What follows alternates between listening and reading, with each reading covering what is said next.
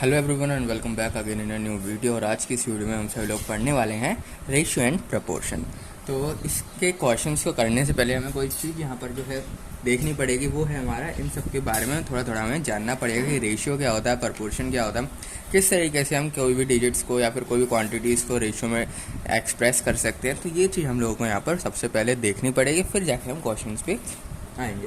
सबसे पहले अगर आपके पास क्या दे रखा है, टू क्वान्टिटीज़ दे रखी हैं, टू क्वांटिटीज दे रखी हैं। सपोज कर लो एक एक्स दे रखी है एंड एक वाई दे रखी है। अब आपसे क्या बोला है, ये दोनों सेम यूनिट में, ये दोनों क्या है, सेम यूनिट में, सेम यूनिट में। और इनका जो फ्रैक्शन है वो हमारा एक्स अपॉन वाई है। इनका फ्रैक्शन कितना है, एक्स अपॉन वाई। तो हम इसको लिख सकते हैं, यानी हम इसको राइट कर सकते हैं किस फॉर्म में, रेशो की फॉर्म में।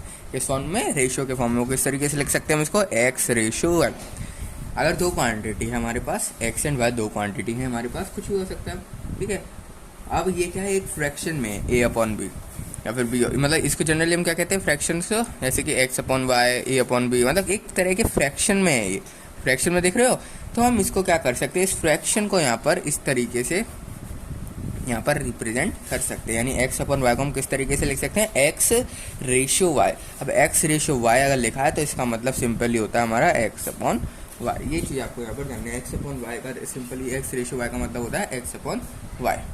जैसे कि एग्जांपल लेता हूँ, ये तो मैंने एक क्वांटिटी बता दी, जैसे कि मैं आपको एक एग्जांपल लिख के यहाँ पर दिखा देता हूँ। जैसे कि 2:3 दे रखा है आपको, यहाँ कितना दे रखा है, 2:3। तो आप इसको लिख सकते हो, आप इसको रिप्रेजेंट कर सकते हो 2/3।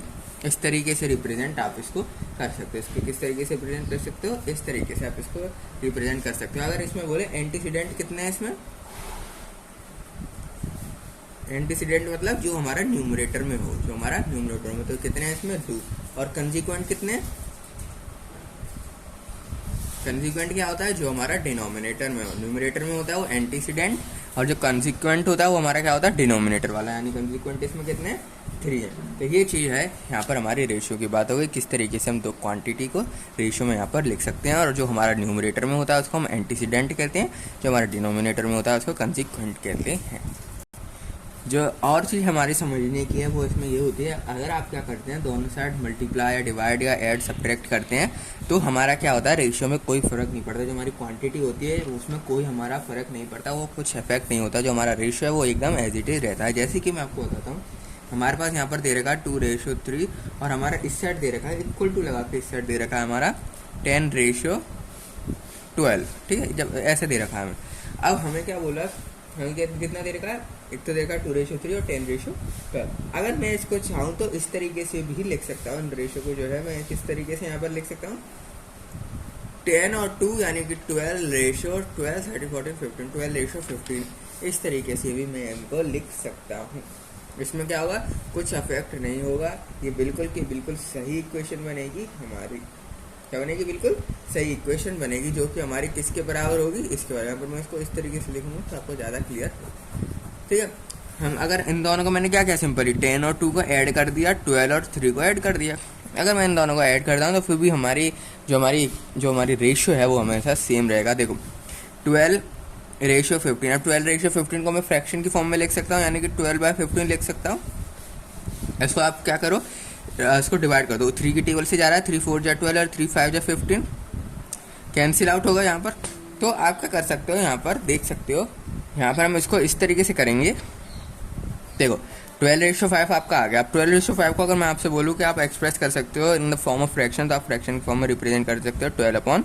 12:15 है, तो इसको किस तरीके से लिख सकते हो, 12:15 यहाँ पर लिख सकते हो। ये चीज़ मेन थी मेरे को बताने का कि आप दोनों तरफ ऐड सब्ट्रैक्ट करोगे तो यहाँ पर कुछ फर्क नहीं पड़ेगा। जैसे कि ये एक और एग्जाम्पल मैं यहाँ पर लेता हूँ, यहाँ पर मैं एक एग्जाम्पल लेता हूँ, 4:5 इज इक्वल टू 8:10। अगर मैं आपके पास ये एग्जाम्पल लेता हूँ, 4:5 एंड 8:10, ठीक है। अब इसमें क्या होगा, यहाँ पर देख सकते हो, इनको अगर मैं प्लस करता हूँ, अब देखो यहाँ पर मैं क्या करने वाला हूँ। अगर मैं क्या करूँ, 8 और 4 12, ये किसको आया, 12:10 और 5 15, 12:15 आ रहा है, 12:15। अब मैं क्या करता हूँ, 12:15 को फ्रैक्शन के फॉर्म में लिखता हूँ, यानी 12/15। इसको मैंने क्या लिख लिया, एक फ्रैक्शन के फॉर्म में लिख लिया 12/15। अगर मैं इसको सॉल्व करूँ तो ये देख सकते हो, 2 3 4 जा 12 एंड 3 5 जा 15, 4:5 आ रहा है। तो यही हमारा घूम के यही आ गया, या क्या हो गया हमारा घूम के ये आ गया। इसके लिए क्या करना पड़ेगा, आपको क्वेश्चन देखना पड़ेगा। मतलब आप क्वेश्चन में अगर आपका ये घूम के आ रहा है तो यानी कि हाँ ये करेक्ट रेशियो की फॉर्म में है, नहीं तो रेशियो हमारा क्या है यहाँ पर गलत। हमने यहाँ पर रेशियो क्या लिया है, गलत कंसीडर किया है। जैसे कि यहाँ पर ऊपर आप देख सकते हो, यहाँ पर मैंने 2:3 लिया था और हमारा आंसर 12:5 आ रहा था। पर अगर मैं इसको सॉल्व कर रहा हूँ तो मेरा वापस 2:3 नहीं बनना था। ये चीज़ आपने नहीं देखी, यहाँ पर वापस 2:3 नहीं बनना था, यहाँ पर कितना बनना था 4:5, जो कि करेक्ट था। हमने यहाँ जो एज्यूम किया था 2:3, एग्जाम्पल के तौर पर मैं आपको समझा रहा था, ये रेशियो गलत था। तो हम क्या करेंगे, यहाँ पर देख सकते हो इसको किस तरीके से क्या मैंने ऐड किया और ये किया, 12:5 बना। इसको अगर मैं दोबारा तोड़ रहा हूँ वापस वो हमारी लोएस्ट पॉइंट आ रहा है, जो कि बिल्कुल सेम है। देख सकते हो 4:5, यानी ये एक हमारा करेक्ट रेशियो में है, ये एक हमारा करेक्ट रेशियो में, और ये हमारा एक करेक्ट रेशियो में नहीं है, ये हमारा करेक्ट रेशियो में नहीं है। ठीक है, तो ये थी हमारी एक एग्जाम्पल जो मैंने बता दिया आपको रेशियो का। अब बात करते हैं हम प्रपोर्शन की। अब बात करते हैं हम प्रपोर्शन की, कि प्रपोर्शन क्या यहाँ पर होता है।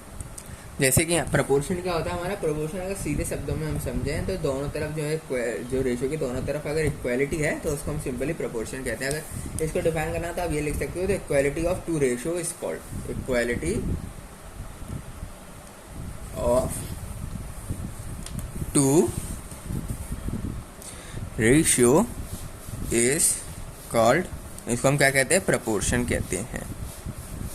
जैसे कि हमारे पास क्या दे रखा है, A/B is equal to C/D, ये हमारे पास यहाँ पर दे रखा है। तो इसको हम इसको अगर इस तरीके से लिख सकें C/D, यानी हमने क्या किया, इक्वल टू को रेशियो में डिवाइड कर दिया। अब यहाँ पर जो A और B कहते हैं, A और D है यहाँ पर, इनको कहते हैं हम एक्सट्रीम्स। इसको याद रखना, इसको क्या कहते हैं, एक्सट्रीम्स। और B और C है, इसको हम यहाँ पर क्या कहते हैं, इसको एक्सट्रीम कहते हैं, इसको कहते हैं मीन टर्म्स।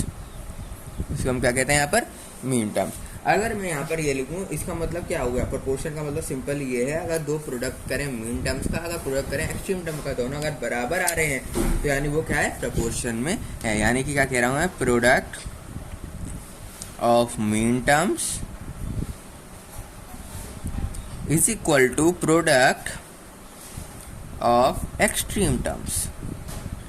मतलब अगर मैं क्या करूं, B इंटू C कर दूं और वो A इंटू D के बराबर आ रहा है, यानी कि B इंटू C करूं और वो A इंटू D के बराबर आ रहा है, तो हाँ हम इसको कहेंगे कि ये एक सेम प्रपोर्शन में है। जब आप जाके ये वाला साइन लगा सकते हैं, प्रपोर्शन वाला, A/B प्रपोर्शन C/D। अगर B यानी दो इंटीरियर अंदर के जो है, यानी मीन टर्म जो है उनका मल्टीप्लाई करें और एक बाहर वाले एक्सट्रीम टर्म का मल्टीप्लाई करें, अगर दोनों हमारे बराबर आ रहे हैं तो हम इसको क्या कहते हैं, यहाँ पर उसको कहते हैं प्रपोर्शन। इसको हम यहाँ पर क्या कहते हैं, प्रपोर्शन कहते हैं। ठीक है, इतना हो गया आपका। अब क्या करते हैं, हम प्रपोर्शन की बात कर लेते हैं। जैसे कि अगर मेरे को मीन प्रपोर्शन निकालना है, मुझको क्या निकालना है, मीन प्रपोर्शन निकालना है। तो मीन प्रपोर्शन का फॉर्मूला होता है अंडर रूट, जो इस साइड है A B है तो A मल्टीप्लाई बाय B। अगर आप इन दोनों का मल्टीप्लाई कर देते हैं और उसमें अंडर रूट लगा देते हैं, यानी अंडर रूट लगा देते हैं, तो हमारा यहाँ पर क्या निकल के आ जाता है, मीन प्रपोर्शन निकल के आ जाता है। हमारा क्या निकल के आ जाता है, मीन प्रपोर्शन निकल के यहाँ पर आ जाता है। अब एक बात करते हैं कंपैरिजन रेशियो की। किसकी बात करते हैं, कंपैरिजन रेशियो। कंपैरिजन रेशियो की मैं बात करता हूँ। जैसे कि हमारे पास यहाँ पर, एक सेकेंड, तो जैसे कि हमारे पास यहाँ पर क्या लिखा है, कंपैरिजन रेशियो में हमारे पास यहाँ पर लिखा है A/B, जो हमारा ग्रेटर है C/D के। A/B हमारा ग्रेटर है C/D के। इसका मतलब हम अगर मैं इसको रेशियो को, मैंने बताया फ्रैक्शन की फॉर्म में भी लिख सकते हैं, यानी A/B एंड C/D। तो देखो, जो रेशियो अगर गिवन है तो हमारा जो उसका फ्रैक्शन है वो भी हमेशा स्मॉल होगा, जैसे कि यहाँ पर ग्रेटर होगा। यहाँ पर क्या बोला है, A/B हमारा ग्रेटर देन है C/D से, यानी कि A/B हमारा ग्रेटर है C/D से। ये होता है हमारा कंपैरिजन रेशियो। यानी हम क्या कर रहे हैं, दो रेशियो को कंपेयर कर रहे हैं। हम क्या कर रहे हैं, यहाँ पर दो रेशियो को यहाँ पर कंपेयर कर रहे हैं, तो इसको कहते हैं हम कंपैरिजन रेशियो। इसको हम क्या कहते हैं, कंपैरिजन रेशियो। इसके बाद आता है हमारा डुप्लीकेट रेशियो।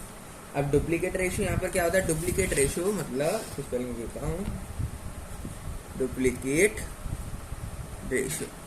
अब डुप्लीकेट रेशियो यहाँ पर हमारे पास क्या आता है, जैसे कि आपके पास A/B दे रखा है और आप इसको लिख रहे हो A² रेशियो B²। अब दोनों का अगर स्क्वायर कर दोगे वापस जाके अगर इसको हम क्या करेंगे ए स्क्वायर अपॉन बी स्क्वायर इसको फ्रैक्शन की फॉर्म में लेंगे और इसको सॉल्व करेंगे तो वापस ए अपॉन बी आएगा, यानी कि वापस वही चीज़ आ जाएगी। तो इसको हम क्या कहते हैं, डुप्लीकेट रेशो कहते हैं। क्या कहते हैं, डुप्लीकेट रेशो कहते हैं। इनको हम क्या कहते हैं, डुप्लीकेट रेशो कहते हैं। अब बात करते हैं कंपाउंडेड रेशो की, ठीक है, ये भी हमारा इंपॉर्टेंट होता है।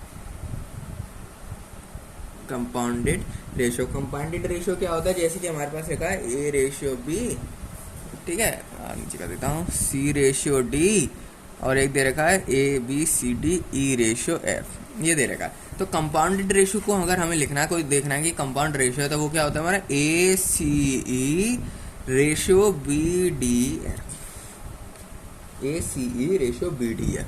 तो ये हमारा कहलाता है कंपाउंडेड रेशो। तो ये चीज़ क्या कहलाती है, हमारी कंपाउंडेड रेशो। जो हमारे आगे वाले सारे एलिमेंट है उनका मल्टीप्लाई और जो पीछे वाले सारे एलिमेंट है उनका मल्टीप्लाई कर दो और बीच में लगा दो रेशो, इसको कहते हैं हम कंपाउंडेड रेशो। इसको हम क्या कहते हैं यहाँ पर, इसको कहते हैं कंपाउंडेड रेशो कहते हैं। इसके बाद आता है हमारा कंपाउंडेड रेशो के बाद सब डुप्लीकेट रेशो। इसके बाद क्या आता है हमारा, एक सेकेंड, इसके बाद आता है हमारा सब डुप्लीकेट रेशो। सब डुप्लीकेट रेशो, आप जानते हैं डुप्लीकेट रेशो क्या था, स्क्वायर करके वापस आ रहा था। इसमें क्या होता है सब डुप्लीकेट रेशो में, अगर आपके पास ए रेशो बी है तो उसमें क्या लग जाता है, हम इसको एक्सप्रेस कर सकते हैं अंडर रूट ए रेशो अंडर रूट बी। जैसे कि अंडर रूट ए और अंडर रूट बी के फॉर्म में आ गया तो उसको आप क्या कहेंगे यहाँ पर, सब डुप्लीकेट रेशो। डुप्लीकेट नहीं कहेंगे, इसको कहेंगे डुप्लीकेट, सब डुप्लीकेट रेशो, क्योंकि अब इसको सॉल्व करेंगे तो और कम आएगी वैल्यू। तो यहाँ पर क्या होता है, ये जो आंसर है इसका भी डुप्लीकेट है, यानी इसका सब डुप्लीकेट है, एक और डुप्लीकेट है। इसको हम इसलिए क्या कहते हैं, सब डुप्लीकेट रेशो, यानी जो इसका है उसके छोटी वैल्यू है, यानी ये किसी का डुप्लीकेट है, यानी इसका ये जो है हमारा, ये इसका डुप्लीकेट है। ए रेशो भी जो है हमारा डुप्लीकेट है अंडर रूट ए रेशो बी का, इसलिए अंडर रूट ए रेशो बी को हम यहाँ पर कहते हैं सब डुप्लीकेट रेशो। डुप्लीकेट होता है तो ए स्क्वायर रेशो बी, ये होता है डुप्लीकेट रेशो। ये ओरिजिनल नंबर था, ओरिजिनल नंबर भी किसी का क्या पता डुप्लीकेट हो, तो अगर ये इस फॉर्म में आ रहा है अंडर रूट ए रेशो अंडर रूट बी, तो ये अंडर रूट ए रेशो भी सब डुप्लीकेट रेशो कहता है। सब डुप्लीकेट इसलिए कहता है क्योंकि ये उस क्वांटिटी का भी डुप्लीकेट है, जो हमारी मेन क्वांटिटी इससे हम कंपेयर कर रहे थे, ये उसका डुप्लीकेट है, इसलिए सब डुप्लीकेट रेशो कहता है। इसके बाद आता है सब ट्रिपल डुप्लीकेट रेशो। अब आप बताओ, सब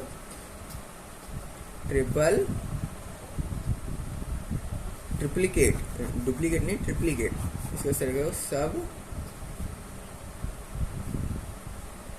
सब ट्रिप्लीकेट रेशो। अब सब ट्रिप्लीकेट रेशो क्या होता है, अगर हमारे पास जो रेशो ए रेशो बी एक इस फॉर्म में हो हमारा, is in the form of a, अब सब ट्रिप्लीकेट है यानी 1/√3 आ जाएगा, रेशो बी 1/3, यानी अब क्या आ जाएगा हमारे पास यहाँ पर क्यूब रूट आ जाएगा। तो हम इसको कहते हैं सब ट्रिप्लीकेट रेशो, क्योंकि ये इसका भी क्या है, ट्रिप्लीकेट है, यानी 3 बार और कम है इससे, इसलिए हम इसको क्या कहते हैं, सब ट्रिप्लीकेट रेशो कहते हैं।